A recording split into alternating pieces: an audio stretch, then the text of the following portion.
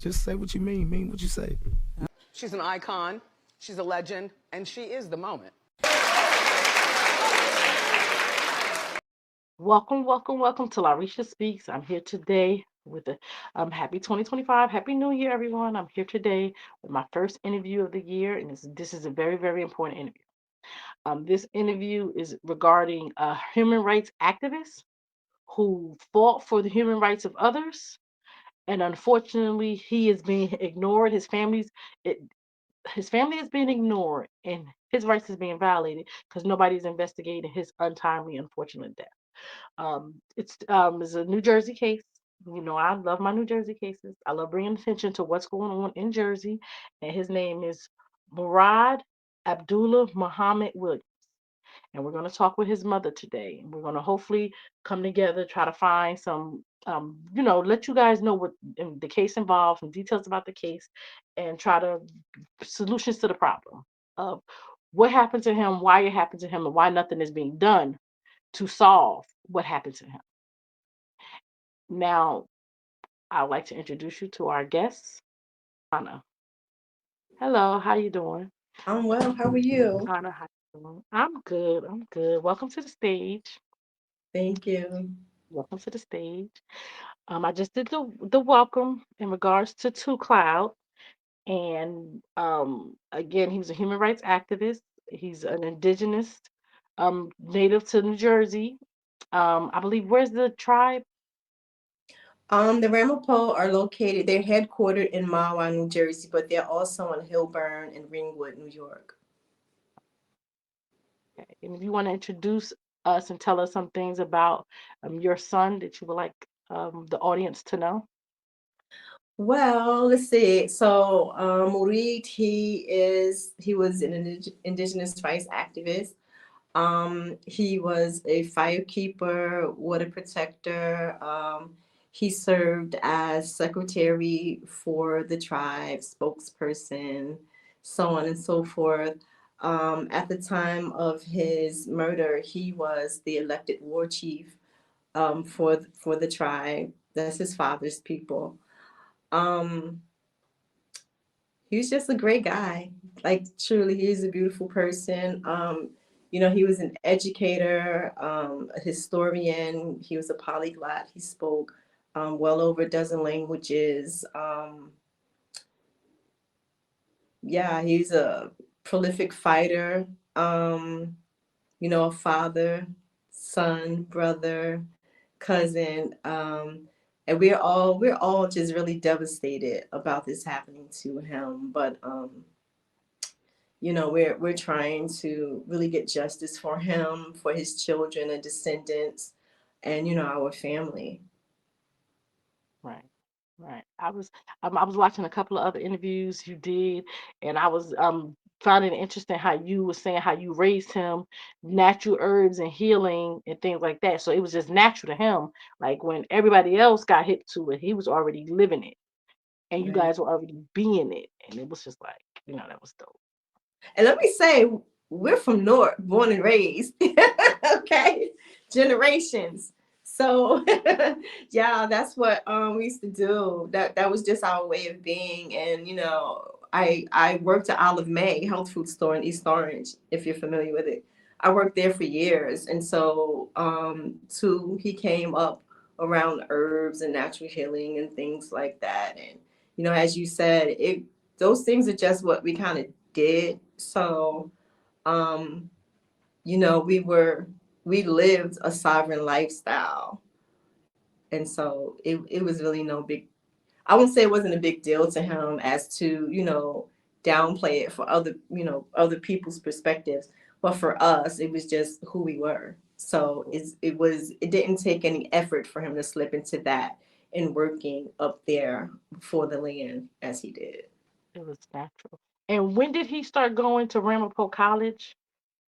He started Ramapough College. So Ramapough College, first let me say, is not affiliated with the tribe.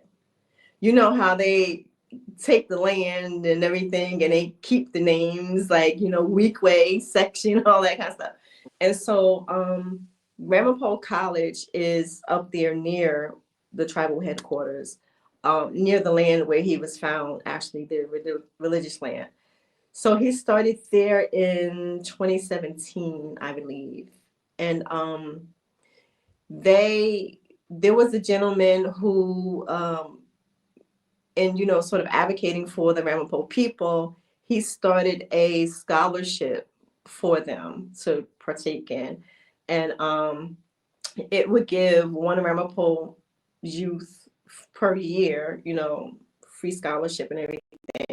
But it hadn't been used in years. And so in him, into advocating for the people, he, and wanted to go back to school, he really fought to have it re-implicated or open back up. So he was going there on a 4-year scholarship, Indigenous Amazing. scholarship. That's amazing. And what happened to the teacher that he ran into? Oh, yeah, it was his teacher. She was a history teacher there, tenured. And within her curriculum, she was teaching that the Ramapough people were not really indigenous people, and that, they were Jackson whites. I'll get back to that in a sec. That they were Jackson whites, which is a very derogatory term.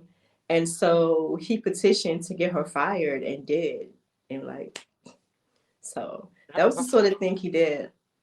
That's what I'm talking about. Yeah, his work really spanned. He did a lot, of course. He did a lot of, just hands-on, frontline stuff, with, the protests and things like that, and, fighting in court to get back stolen land for the Ramapough. And, but he did a whole lot of other things dealing with education, vastly with education. So with him, going around lecturing and teaching people about the Ramapough and Ramapough plight, he spoke at the United Nations. He spoke at different historical societies and universities and such.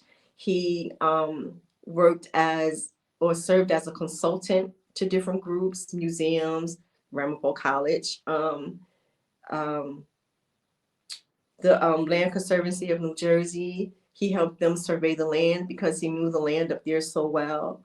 And, he did all those things for the people. And so him fighting to get this teacher kicked out of school and whatnot, it was just sort of par for the course. Right.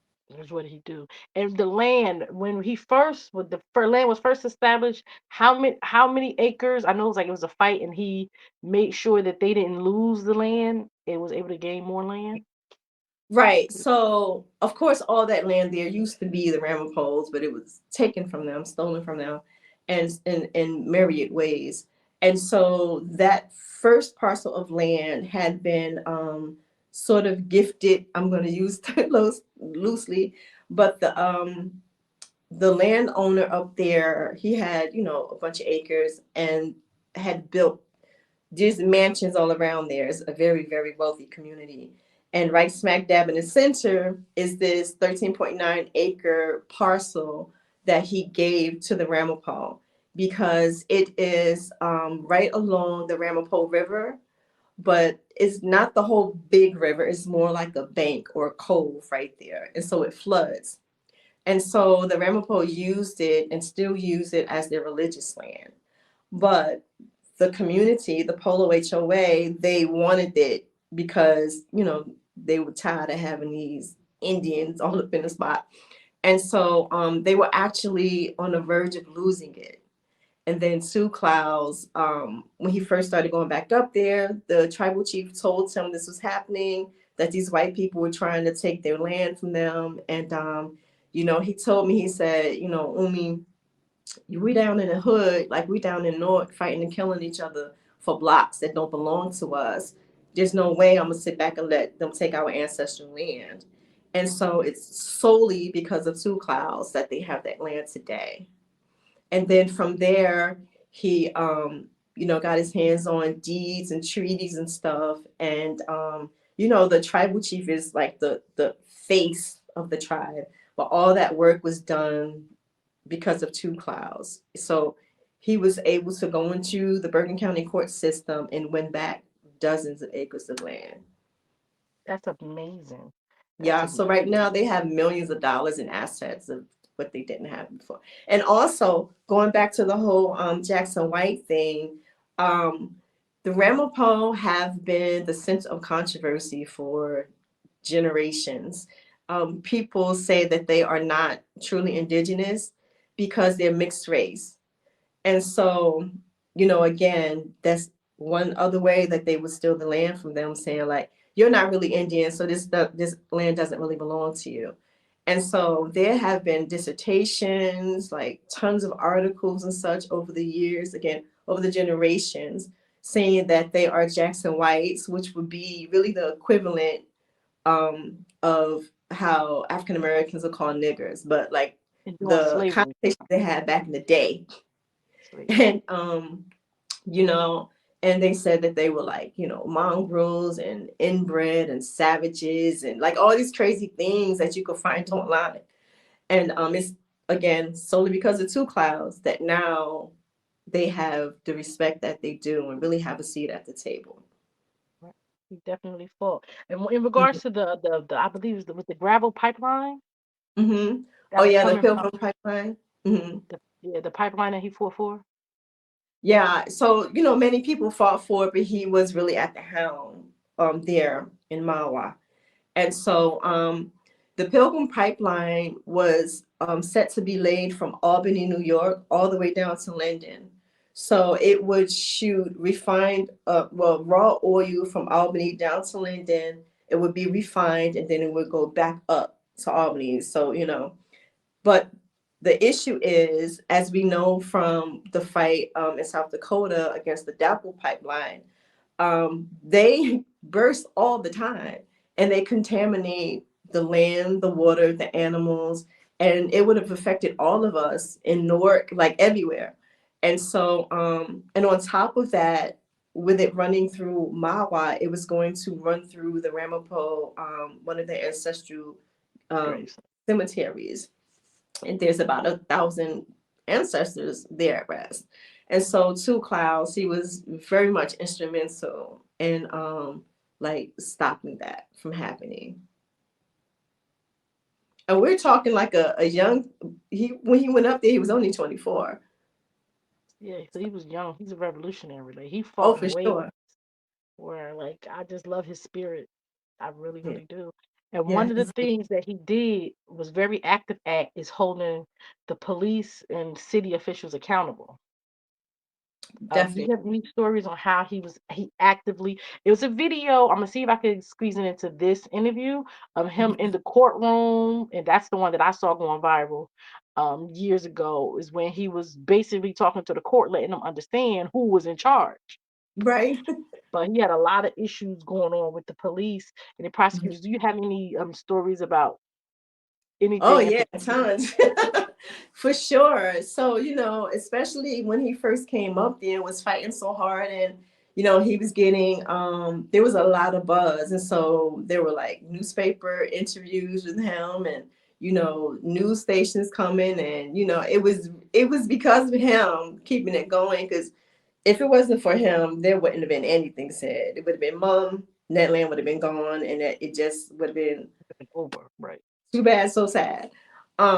But so with him doing that, and the police used to come there all the time. The residents used to call the police all the time.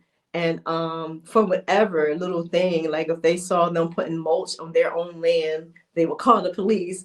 And then, there were fines against them like per day, like high fines. And so the police will come out there like all the time, and they have a fence around their property, not like a regular I forget what you like picket fence, but like more like a post fence. So it's like all this space in between. But he would tell them, don't step over that fence. This is sovereign land and you're not allowed.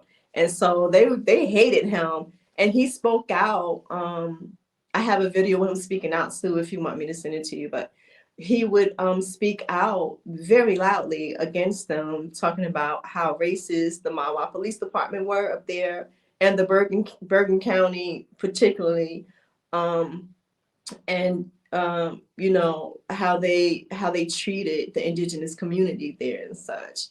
So yeah, he didn't take too much stuff. He wasn't lying. He told not one lie. He told not Right. he told not one lie against him. Not at He was all. telling the truth. He was telling the truth. Mhm. And do you want to talk about the unfortunate incident about how he was unalived? Sure. So you know, the people who would get you are most often the ones who are closer to your circle, you know? And so at the time, I think I mentioned at the time that he was murdered, he had been elected not long before that as war chief. And within the indigenous community, a war chief, it may sound like you just go around punching people in the head, but that's not what it is. You know, if it has to come to that, then it comes to that. But you know, the point of a war chief is to sort of bring peace I said, to keep the the peace. people, right? Keep the peace, mediate, all that sort of thing. And so you know, there were people who had an issue with him, including the tribal chief, and that's a fact. Um, and so, but at that time, so the Ramapough are part of a group of indigenous people called the Lenape. They are sort of a subgroup of the Munsee people. When the Europeans came here, they forced, just like, you know, we know about the Trail of Tears, there was more than one Trail of Tears. And so they really forced the Lenape out west, ultimately to Oklahoma.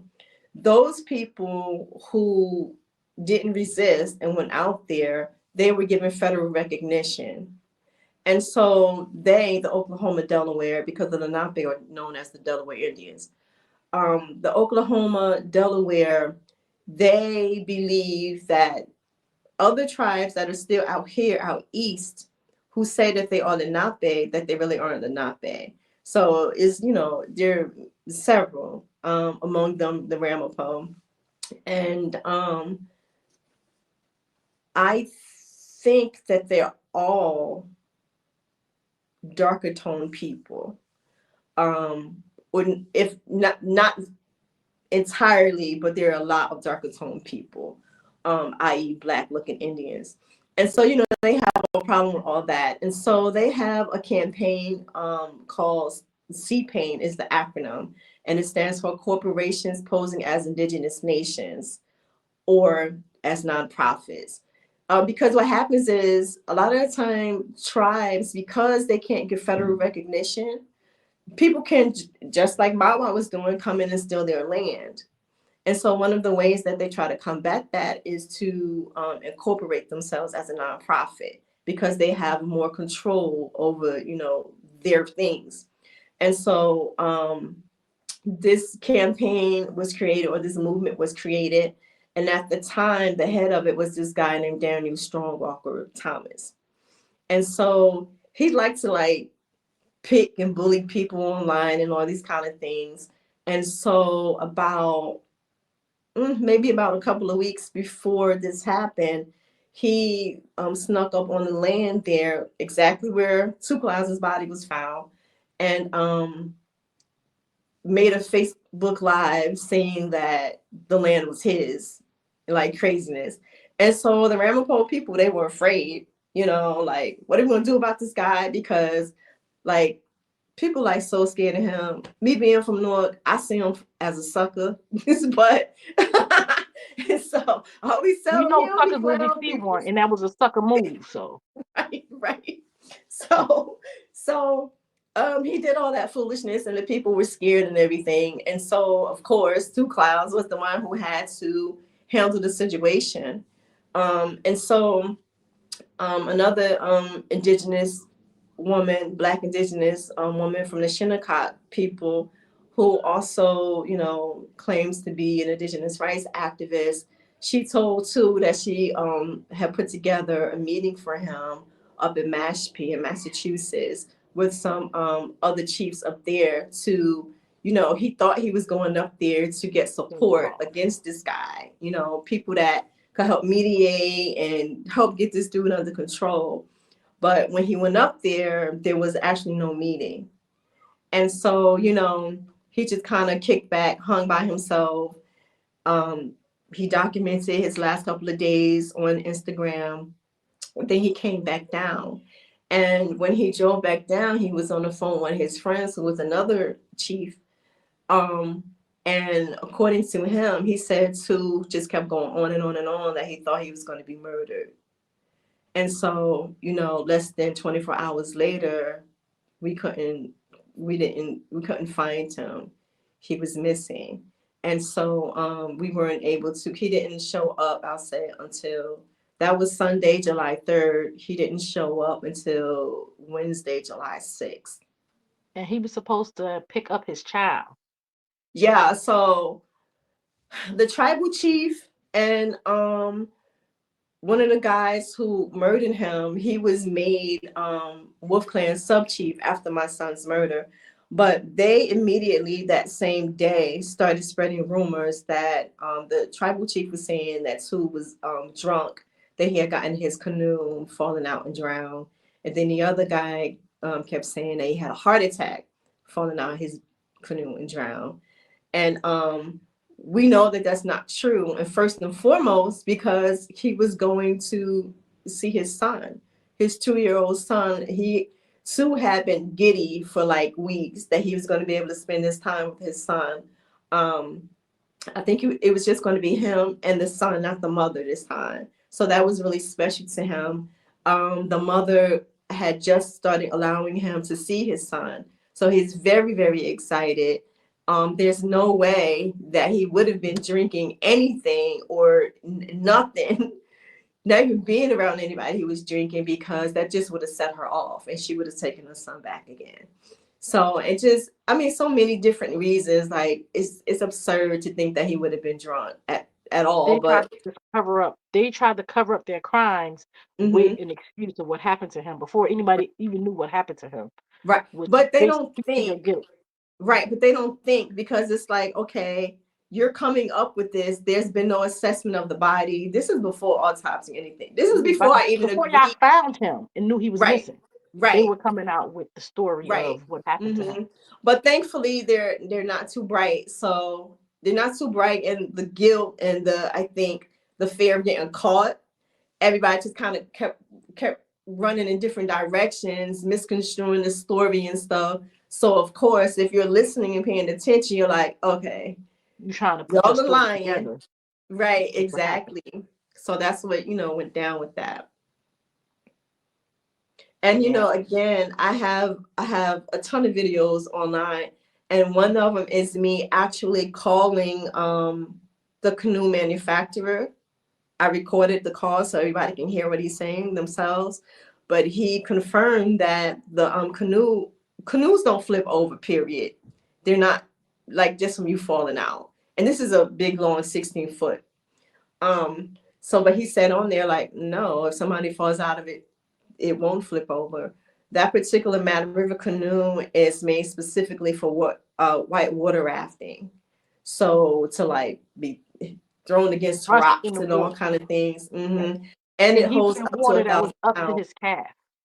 Yeah, the water is never very hot, because again, it's not the actual big river. It's just like a bank. So it's very calm. That water is very calm. And again, yeah, he used to wade through it and pulling the kids and the women in his boat behind him. So that's where he was found at. He was found in the water or near the water.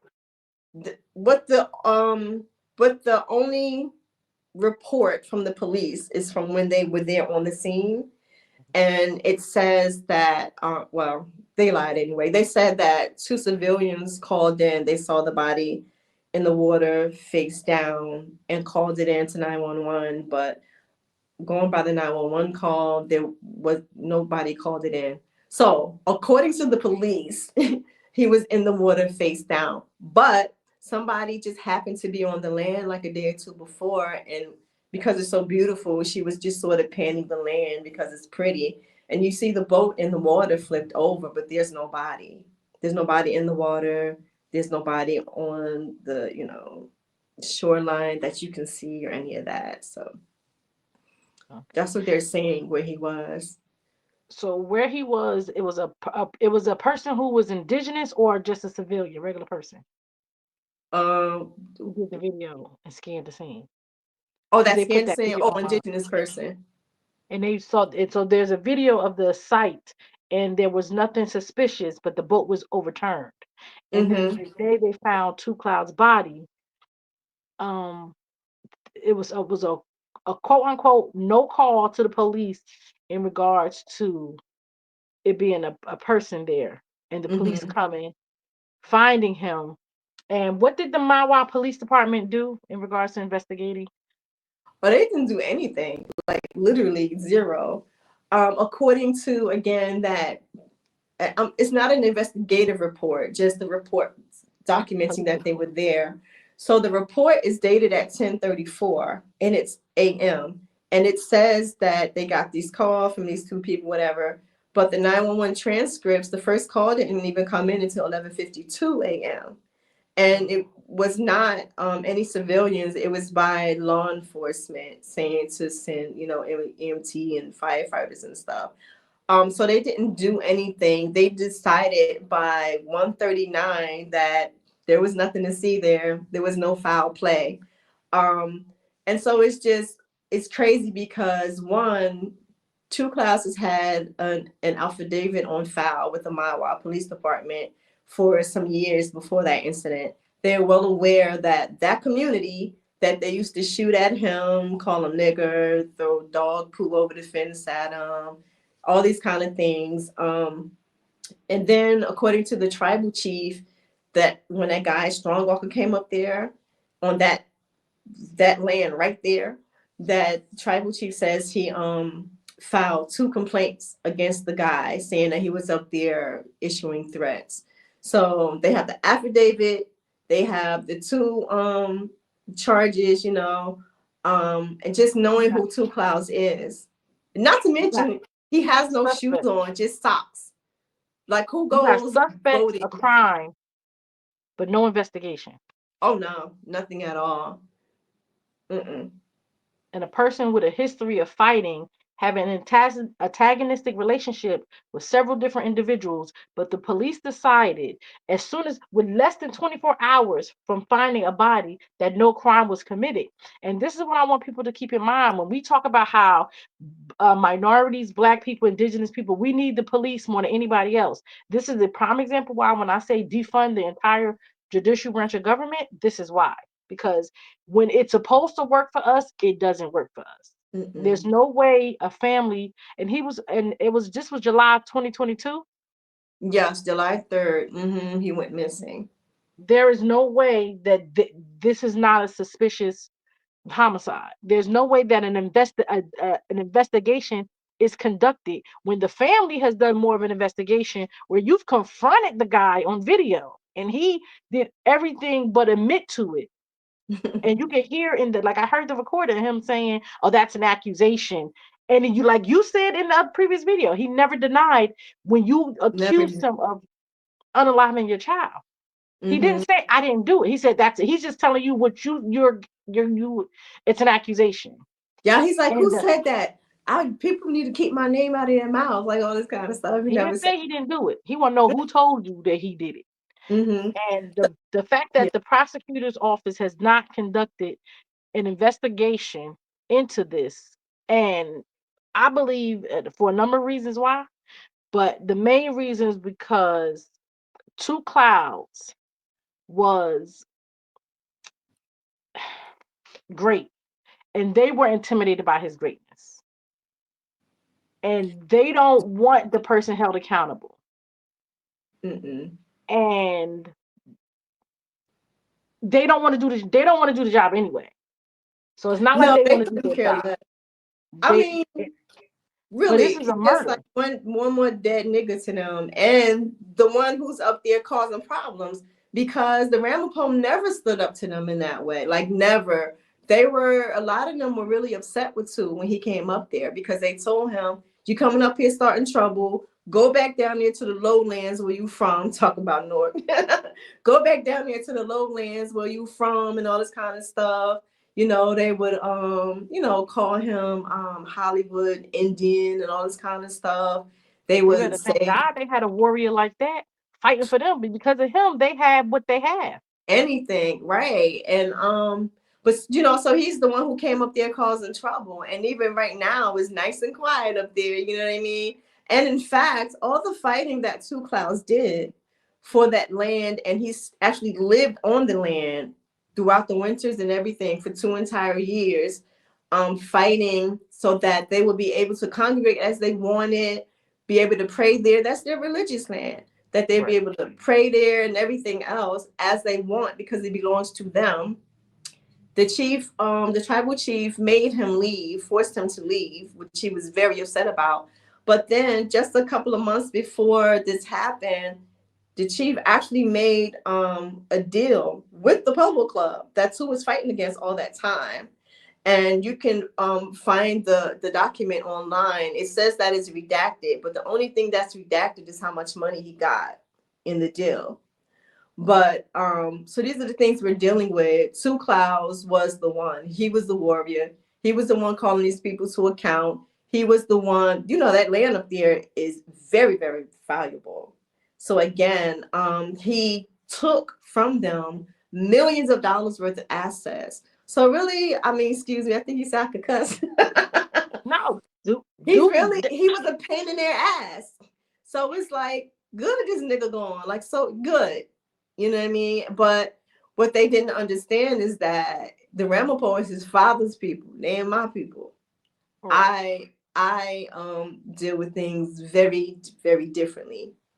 And so they didn't realize that. They thought they were just going to be able to murder Two Clouds, my child, murder him, dump him, keep it moving. Nobody was going to say anything, and never going to happen. And you've been fighting. You got a Beyond Clouds is your YouTube page.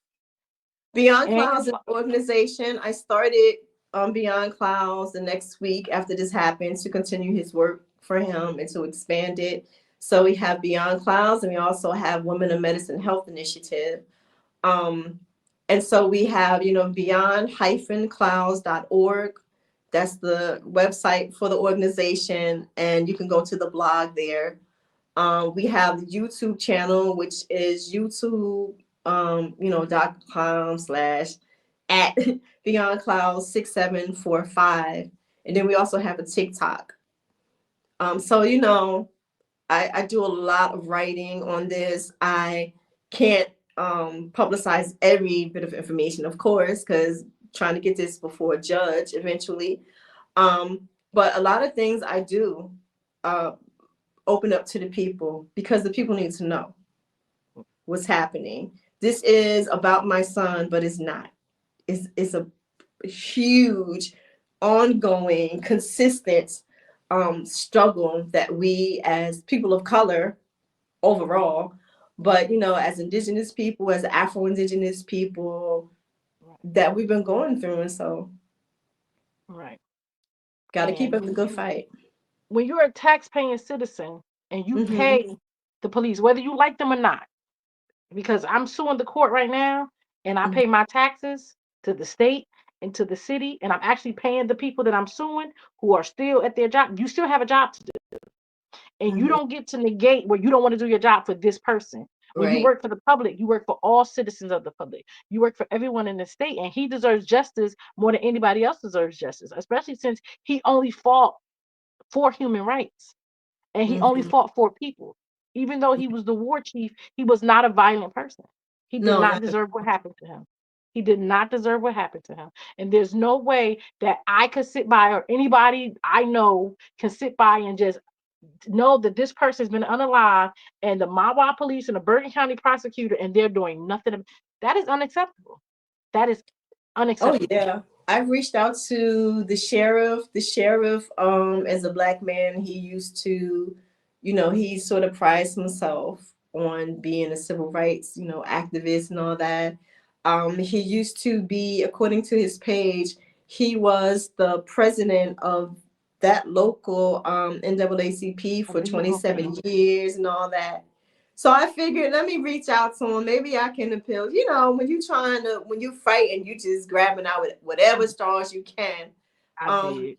so I emailed him. He didn't, answer. I sent a registered letter. Got no answer. All that kind. I mean, an avenue I had to exhaust.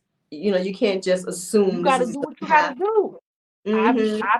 I've contacted you name any organization I've contacted. I've Mm-hmm. wrote. I've senators, governors. We can't contact. So I understand you got to do everything you got to do, but it's the Mm-hmm. fact that they need us. We don't need them, and they are sitting out there like they don't even care about what's happening. The fact Right. that this is, especially now that the New Jersey right now is in an election campaign.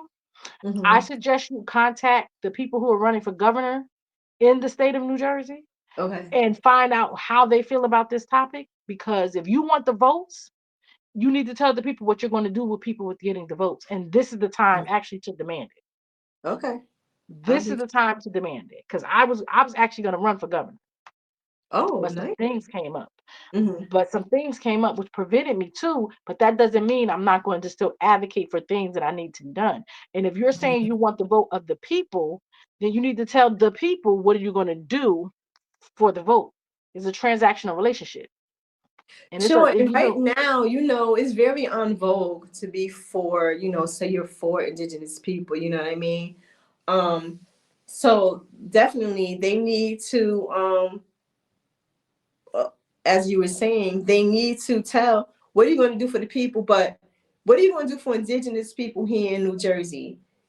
Is all gravy when they want exactly. It's all gravy when and they used to do this with two clouds too. I live in Pennsylvania right now, but the governor that y'all have now, um, he came to two because two was really like the face of the people, and he was the person that you want to go to. You know what I mean? So they come to him trying to kick it and trying to get him to, persuade other Indigenous people to vote and all this kind of thing, like for him. So like where y'all at right now?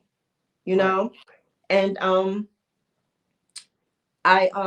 the FBI and these different groups, the excuse that they have given me is that, so sorry for your loss. It's really terrible what happened, but they're not federally recognized.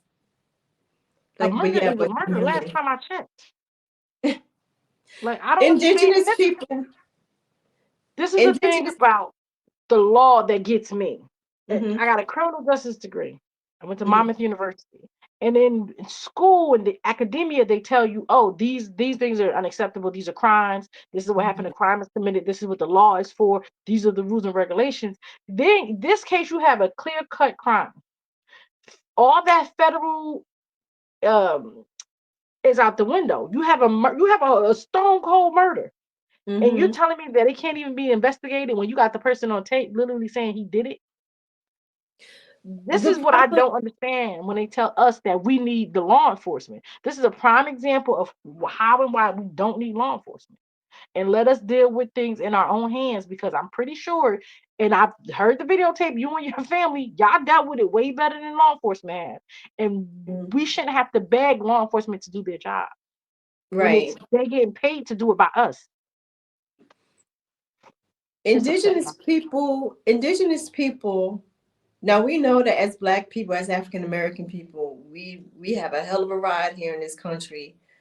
Indigenous people are not seen as being human beings. Period. We are.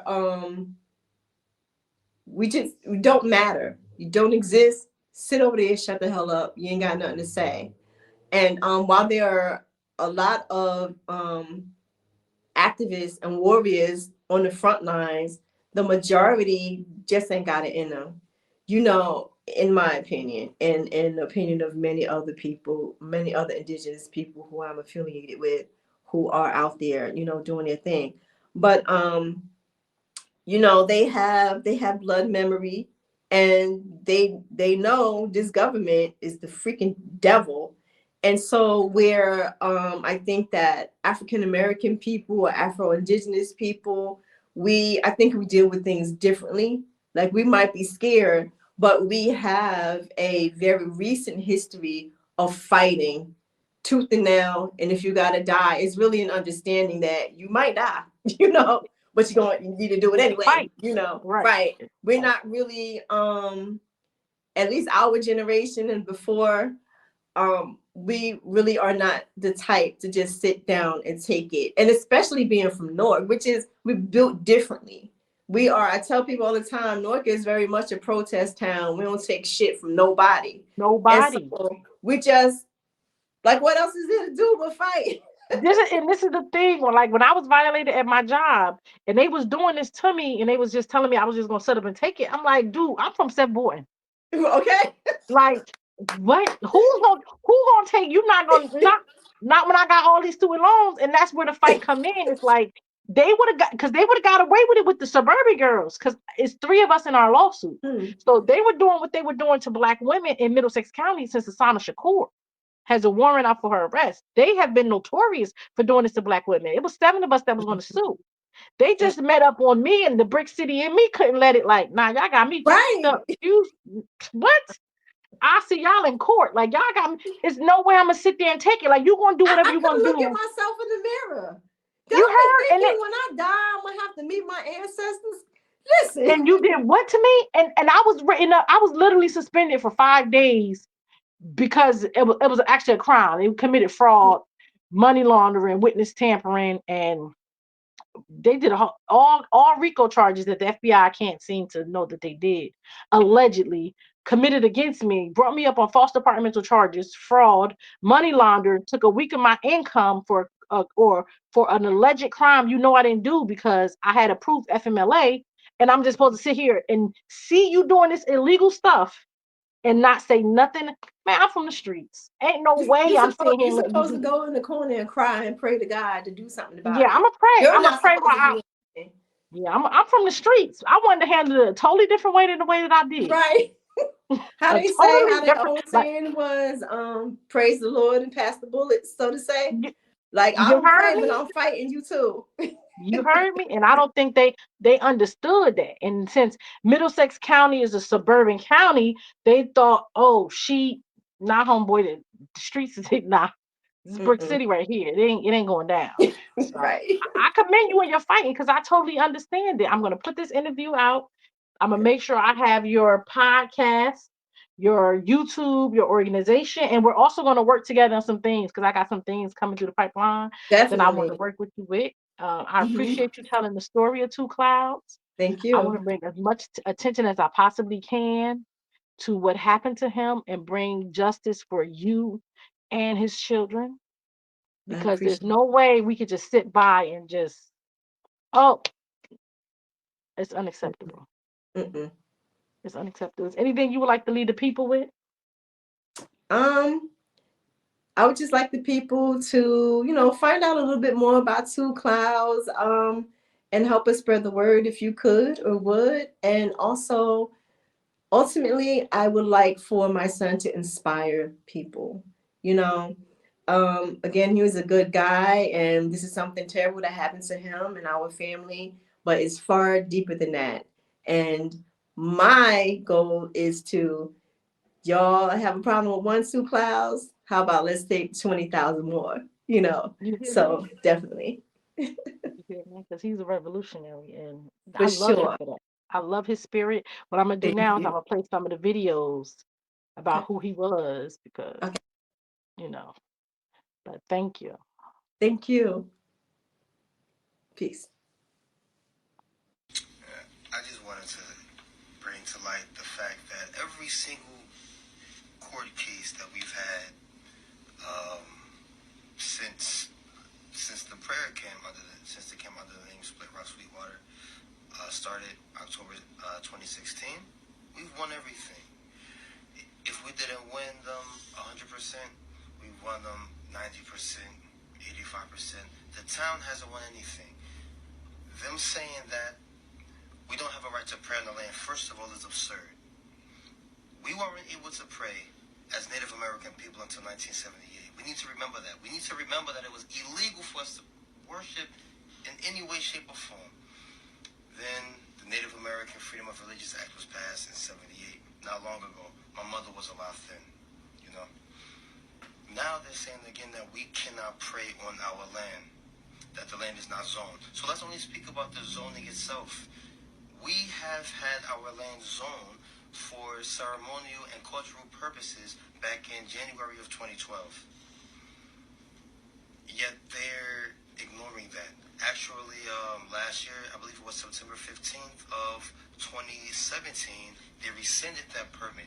But during the trial of October of 2017, the judge said that they do not have the authority or the right to rescind the permit without due process, which they did. So that means to this day it still stands. So the fact that the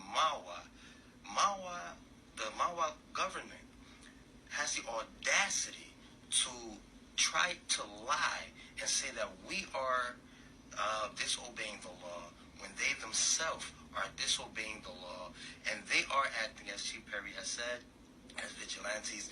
They are just showing that they're nothing more than gangsters at the end of the day. They're nothing more than gangsters. And they think they can keep on oppressing us. They think they can keep on messing with my tribe, and they can't do it. They keep taking us to court, and they keep losing because we have the Creator on our side. And with that said, this is why we're asking for our allies to come and help us, and we're asking for our people to come and help us, because we're not going to lose. We're not going to lose our land. We're not going to lose our rights. These rights were given to us by the Creator, and these individuals don't have any power over us. And Mahwah, you have no power over us. So, you want to say something, or you, Chief? All I want to say is that, according to the appeal court for the Ramapough Lenape, the state of New Jersey says we are an inherently sovereign American Indian tribe. And being that you live in the Ramapough Mountains, Okay. I think you should be subject to our Going rules. on to our resolution 27270 dash. No, we got a public hearing, brother. Public hearing, sorry, in the open space. You're in our jurisdiction. Public I portion. hope it's on record. Open space recreation, floodplain. Look at the protection, trees. historic Sir, at this point, you disrupt Trust fund the meeting. application. Maybe all by itself they had a way to explain it, but not all the rest of the facts that were shown out. So how do you feel about that, knowing that they have threatened people? We've heard of that. And the people are so scared they want to remain anonymous. Obviously, you don't. You want to speak up on this. Are you scared? You know, anyone can scare me, but no one can intimidate me. You know, and the fact of the matter is, if something were to happen to me, you know, and my life was taken, or if not just me, anyone, right? That's okay. They killed our ancestors in the past, and we're still here. So they can kill us, bury us, we're just going to come back stronger anyway. I just want to thank everybody for listening, because although you might think I sit up here and diss and everything like that, I'm just a positive person trying to do a positive thing, trying to have a little bit of fun and make my mark in the world.